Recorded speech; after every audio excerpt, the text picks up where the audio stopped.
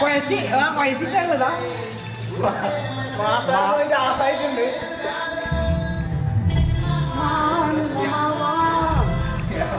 ഇതെന്ത് എന്തൊക്കെ ആയാ ഇപ്പൊ നോ അല്ല ഇത് അല്ല ഇതെല്ലായിടത്തും മാസ് പോയല്ലോ. ഇത് സംഭവം എന്താണ്? അല്ല നമ്മൾ 2-3 ദിവസമായിട്ട് ഫുള്ള് മാസ് ഇത് നല്ല പ്ലാൻ ചെയ്തിട്ട് വാട്സപ്പ് ഗ്രൂപ്പിൽ വരെ മാസ് BGM എല്ലാം.